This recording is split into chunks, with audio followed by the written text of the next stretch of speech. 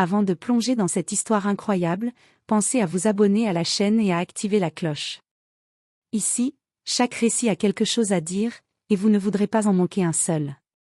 Dans une immense villa perchée sur les hauteurs d'un quartier ultra sécurisé, la richesse semblait être une bénédiction, mais pour le propriétaire des lieux, elle ressemblait surtout à une malédiction silencieuse. Chaque nuit, un cri déchirait le calme parfait de la maison. Un bébé. Son fils. Depuis sa naissance, rien ne fonctionnait. Les médecins parlaient de coliques, de stress, de phase normale, mais aucun diagnostic ne tenait face à la réalité. L'enfant pleurait sans interruption, comme s'il refusait le monde dans lequel il était né. Les nourrices se succédaient. Les unes après les autres, elles finissaient toutes par abandonner.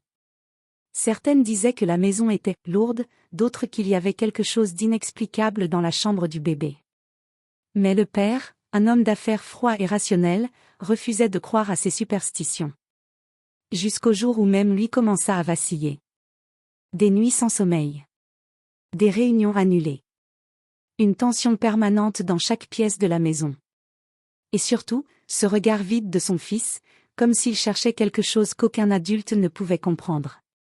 Puis, un matin, une nouvelle candidature arriva. Une femme inconnue. Aucun réseau, aucune recommandation prestigieuse. Juste un dossier simple, propre, presque trop parfait. Elle demandait peu d'argent, posait peu de questions, et insistait uniquement sur une chose, travailler directement avec le bébé, sans interruption. Le père hésita.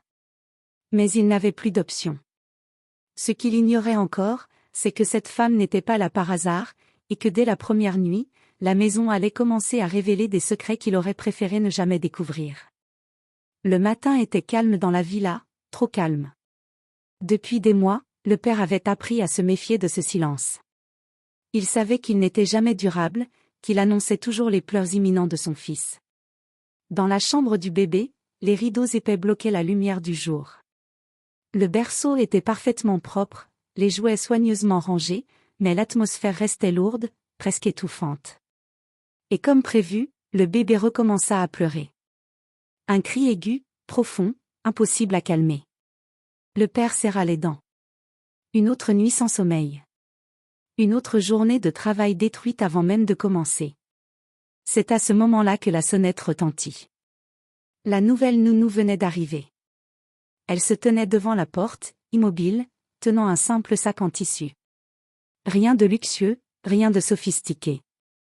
Pourtant, il y avait dans son regard quelque chose d'étrangement assuré, comme si elle n'était pas impressionnée par l'immense villa ni par la réputation du propriétaire.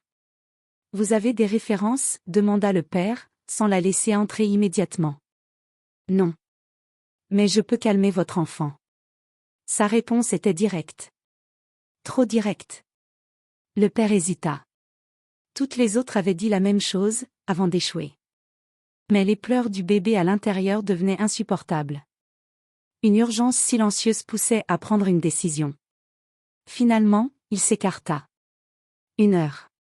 C'est tout ce que je vous donne. La nounou entra sans dire un mot. Elle traversa le couloir lentement, comme si elle observait chaque détail de la maison. Les murs, les tableaux, les escaliers, rien ne semblait lui échapper. Puis elle arriva devant la chambre du bébé. Les pleurs étaient encore plus forts ici. Mais elle ne sembla pas troublée. Elle ouvrit la porte. Et entra. Le père resta dehors. Les secondes devinrent des minutes. Puis, quelque chose d'impossible se produisit. Le cri s'arrêta net. Aucun ralentissement. Aucun gémissement. Juste, le silence. Un silence total. Le père cligna des yeux. Il pensa d'abord à une erreur, un hasard, peut-être même une manipulation rapide. Mais non. Aucun bruit ne venait de la chambre. Il s'approcha lentement de la porte entr'ouverte. Et ce qu'il vit le fit s'immobiliser. La nounou tenait le bébé contre elle. Et l'enfant dormait. Profondément. Comme s'il n'avait jamais pleuré de sa vie. Le père resta figé dans l'encadrement de la porte, incapable de comprendre ce qu'il voyait. Son fils, celui qui hurlait depuis des heures chaque nuit, celui qui refusait les bras de n'importe qui, dormait. Paisiblement. dans les bras de cet inconnu. La nounou était assise sur le fauteuil près du berceau, berçant légèrement le bébé contre elle. Ses gestes étaient lents, précis, presque instinctifs, comme si elle avait déjà fait cela des centaines de fois. Le père sentit un malaise étrange lui serrer la poitrine. « Comment, vous avez fait ça ?» murmura-t-il enfin. La femme ne leva même pas les yeux tout de suite.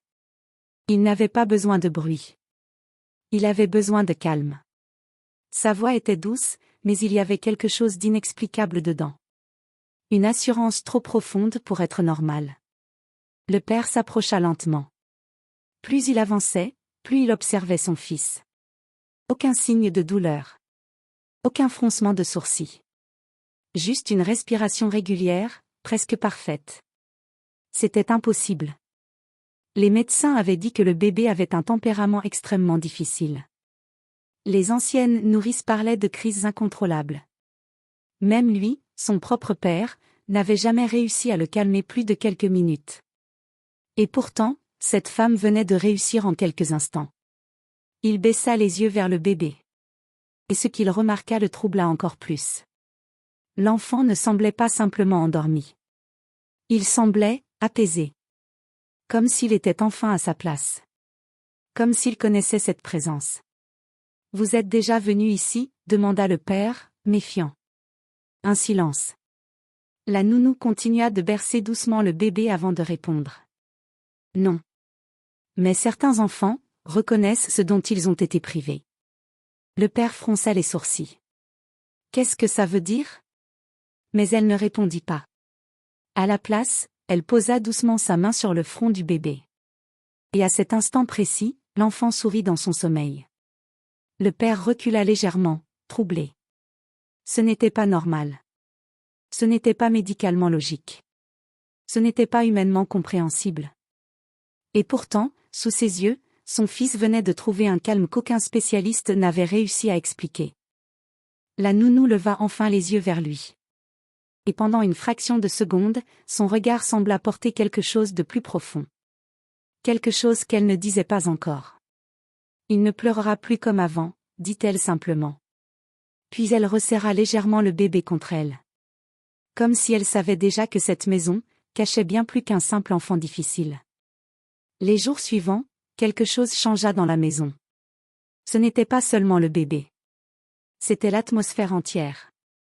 Le silence nocturne, autrefois rempli de cris et de panique, était devenu presque trop parfait. Le bébé dormait désormais sans interruption lorsque la nounou était là. Mais dès qu'elle quittait la pièce, de petites tensions réapparaissaient, comme si quelque chose cherchait à revenir. Le père ne pouvait plus ignorer ce phénomène. Il décida d'installer des caméras dans la chambre du bébé. Sans rien dire à la nounou. Il voulait comprendre. Il voulait une explication rationnelle. Une preuve. Quelque chose de concret pour calmer son esprit qui commençait à douter de tout. Cette nuit-là, il resta dans son bureau, observant les écrans. 22h14. La nounou entre dans la chambre. Elle ne parle pas immédiatement. Elle s'assoit simplement près du berceau et fixe le bébé quelques secondes. Puis elle commence à murmurer. Des mots inaudibles. Des sons doux, presque hypnotiques. Le bébé cesse de bouger, puis se calme progressivement, comme s'il répondait à une fréquence invisible. Le père fronce les sourcils. Il augmente le volume de l'enregistrement. Mais ce qu'il entend ne ressemble à aucune langue connue. Ce n'est ni du français, ni de l'anglais, ni rien qu'il puisse identifier. Pourtant, le bébé réagit. Il tourne légèrement la tête vers elle. Comme s'il comprenait. Minuit. La caméra montre quelque chose d'encore plus troublant. La nounou ne se contente plus de bercer le bébé. Elle pose doucement sa main sur sa poitrine. Et pendant quelques secondes, l'image semble légèrement se brouiller. Comme si la caméra elle-même refusait de capturer ce moment. Le père se redresse brutalement. « Qu'est-ce que c'est que ça ?» murmure-t-il. Il rejoue la séquence. Encore et encore. Mais à chaque fois, cette même zone reste floue. Inexplicable. Le lendemain matin, il confronte la nounou. J'ai regardé les caméras. Expliquez-moi ce que vous avez fait à mon fils. Elle le regarde calmement. Trop calmement. Puis elle répond simplement. Je ne lui ai rien fait. Je lui ai seulement rappelé comment se calmer. Le père serre les poings. Ce n'est pas une réponse. Un léger silence. Puis elle ajoute, presque comme une vérité évidente. Tous les enfants savent se calmer. Certains ont juste oublié comment. Cette phrase resta gravée dans l'esprit du père. Mais ce qu'il ignorait encore, c'est que cette nounou ne venait pas seulement calmer son fils. Elle était liée à quelque chose de bien plus ancien que cette maison. Quelque chose que lui-même avait déjà croisé, sans jamais le comprendre. Cette nuit-là, la maison semblait différente. Plus lourde. Plus silencieuse que d'habitude, comme si même les murs retenaient leur souffle.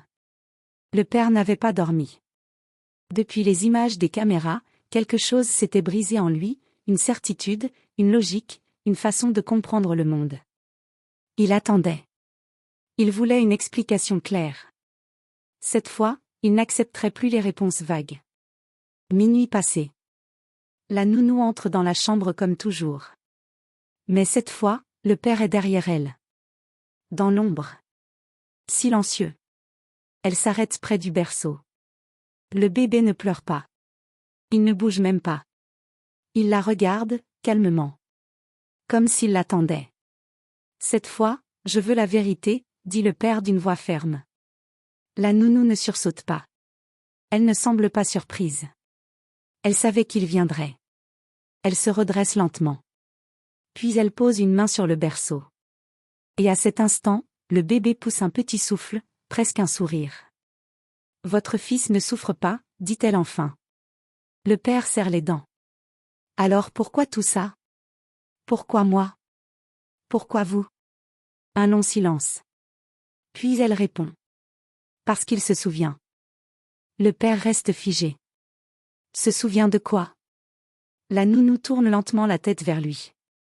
Et pour la première fois, son regard n'est plus seulement doux. Il est ancien. Profond.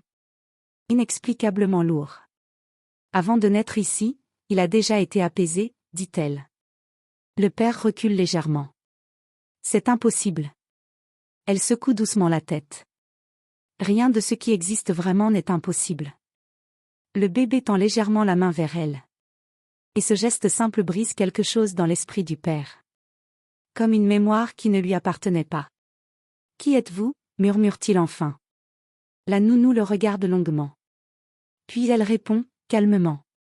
Quelqu'un que votre famille a déjà connu, bien avant cette maison. Un silence total envahit la pièce. Même le bébé ne bouge plus. Puis elle ajoute, d'une voix presque imperceptible. Et si je suis revenue, ce n'est pas pour lui. Elle pose son regard sur le père. C'est pour vous.